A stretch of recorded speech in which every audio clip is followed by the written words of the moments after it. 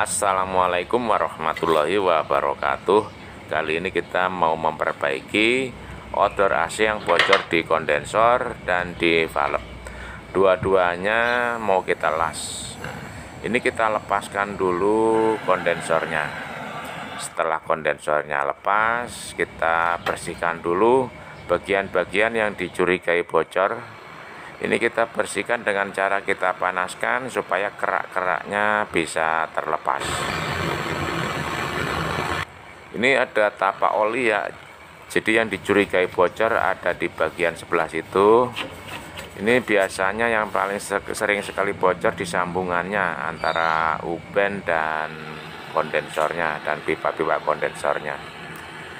Oke, setelah kita bersihkan barulah kita las di bagian-bagian yang dicurigai bocor. Ini saya curigai ada 2 buah uben dan 3 buah titik sambungan ya.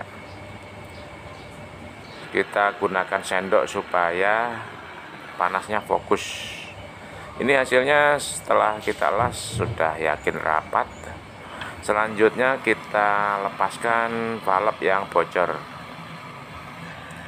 Ini valve-nya yang bocor yang besar, bocor di sambungan antara pipa dengan valve.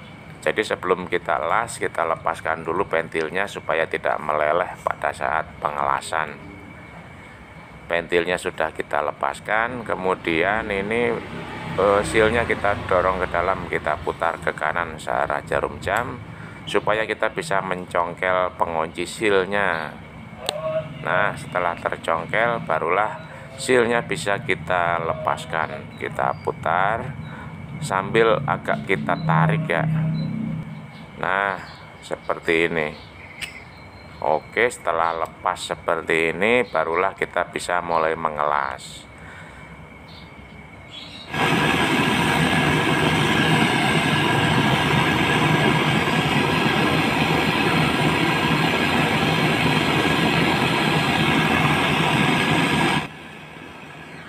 Oke, setelah kita las dengan perak las dan flux, selanjutnya kita tunggu dingin, atau kalau perlu kita masukkan ke dalam air supaya cepat dingin ya. Nah, seperti ini. Oke, selanjutnya setelah dingin kita coba periksa hasil pengelasan kita tadi, apakah sudah rapat atau masih ada yang bolong. Setelah yakin sudah rapat, kita keringkan, kemudian kita kasih grease ini di bagian ventilnya supaya ulirnya lancar dan lebih rapat. Oke, kita kencangkan ventilnya, kemudian di bagian sealnya juga kita kasih grease supaya ulirnya lancar dan lebih rapat juga. Kita dorong, kemudian kita putar menggunakan kunci L. Kita dorong dulu ya sampai masuk seal karetnya, kemudian baru kita putar searah jarum jam.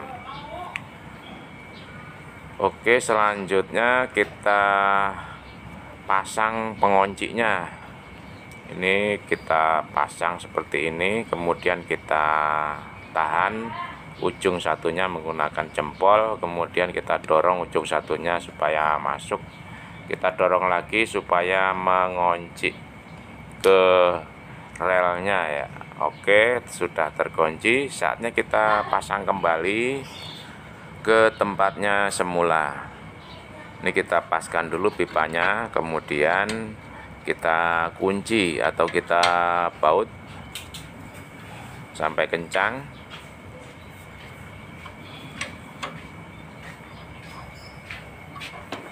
Kemudian kita kasih tatakan logam di belakangnya supaya panasnya fokus dan cepat lumer. Oke, sambil kita dorong kemudian kita tambahkan kawat las. Setelah rapat baru kita pasang kondensornya. Kita pasang kondensornya di tempatnya, kemudian ini pipa dorongnya kita sambung, terus kita las.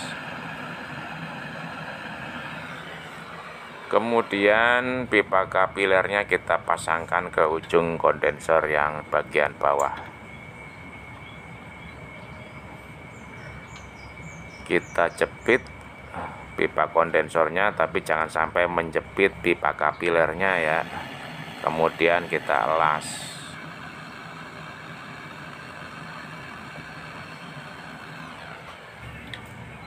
Oke, setelah kita las semuanya, barulah kita bersihkan ya. Kita bersihkan sambil kita cek-cek hasil penyambungan tadi apakah bocor atau tidak. Setelah yakin sudah rapi dan tidak ada yang bocor, tidak ada sambungan yang mencurigakan, selanjutnya kita tes dengan tekanan. Ini sudah kita isi freon penuh dan sudah kita tes tadi menggunakan air sabun, sudah tidak ada yang bocor. Oke, jadi kita rapihkan kembali seperti semula. Ini kita lepas dulu pipa buntu tadi, kita pasang pipa buntu karena mengisi freonnya dengan cara dihidupkan ya kompresornya. Oke, kabel untuk menghidupkan tadi kita lepas, kemudian kita pasang semua tutup-tutupnya.